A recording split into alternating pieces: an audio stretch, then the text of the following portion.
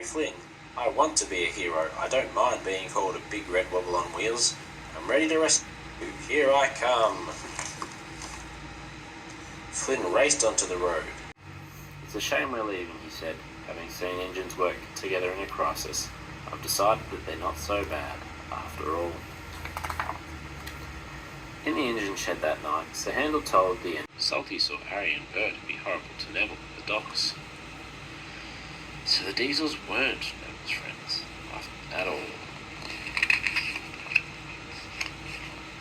All of a sudden, Thomas remembered when at all. He had tricked the little engines, and now Rheneas was in trouble.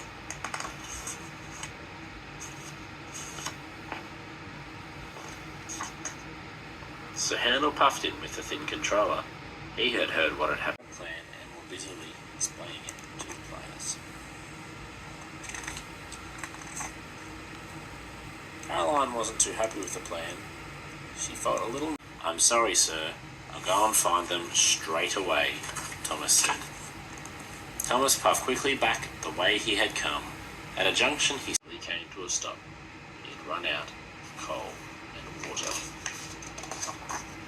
Cinders and ashes, cried Thomas when he saw what had been hurt.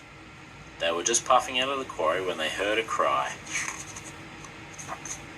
A workman had been left behind. Help! Wait! Away! If Toby didn't stop before he reached it, he might fall in the river. As Toby approached the bridge, the rails stretched across the gaps. The stones were very heavy, but Jack didn't let go. Thomas crossed the bridge safely and whooshed to a halt. I do wish Thomas is broken down. I must go back to help him. Thomas found Dennis wheel deep in a muddy. Bill and Bert didn't listen. They rattled their load towards the cliff as roughly as they could. Suddenly, loose rocks and stones began to fall from the rock face. He was determined to deliver his passengers safely.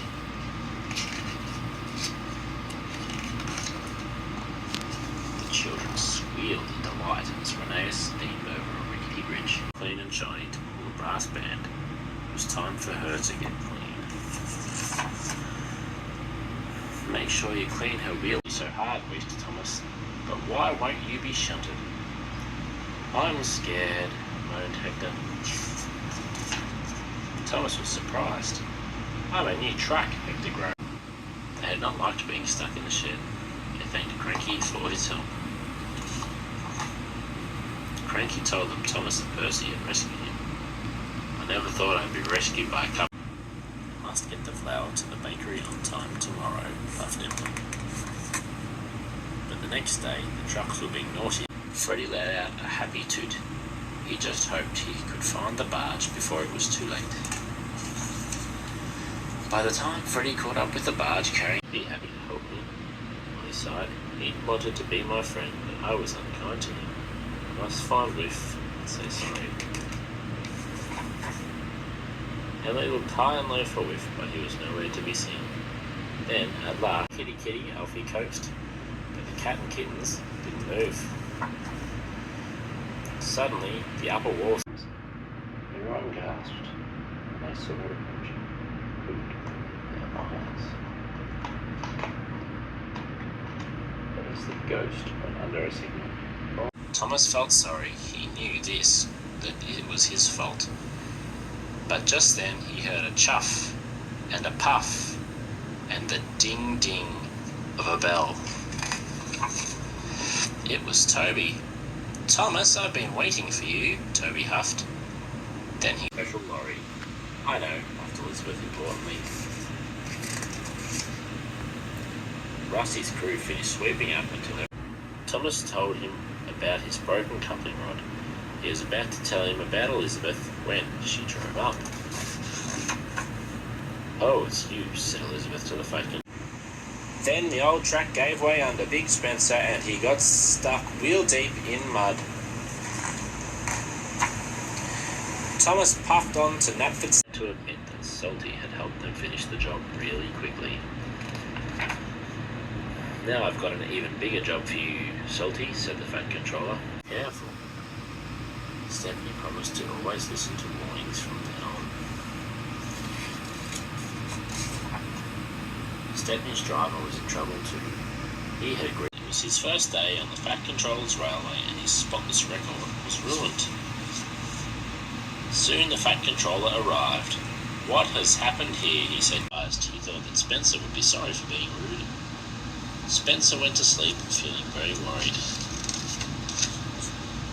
The next morning, Spencer was still worried. His funnel felt funny and he still couldn't speak. If you listen carefully to us now, clean the steamworks together. This time, Thomas did just as his friends told him. First, they took Spencer down from the way. Everyone helped pack up the picnic and boarded Annie and Clarabelle.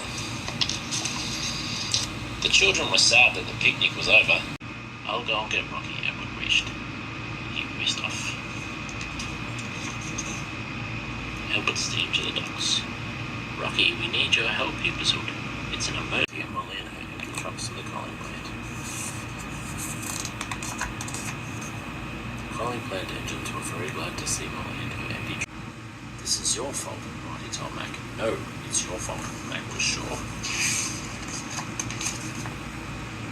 1, 2, 3. "I'll do my best, sir," Harvey said bravely, and he set off in confusion.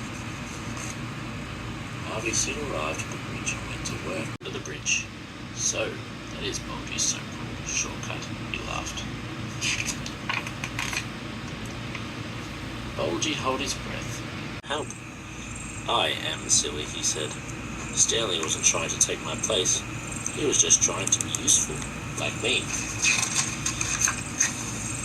Stanley searched the hills, but he couldn't find him. He raced down the other side to catch up with Spencer. Spencer happily steamed along. Up ahead was the siding. "All because I'm not a really useful engine, or even a very strong one." Hank sighed. He was sad for his new friend. "Alice's presents for me?" Rosie was very happy that Thomas had asked her to deliver Alice's presents. It's a Metropolitan Vickers diesel-electric Type 2. The twins wished they hadn't teased about.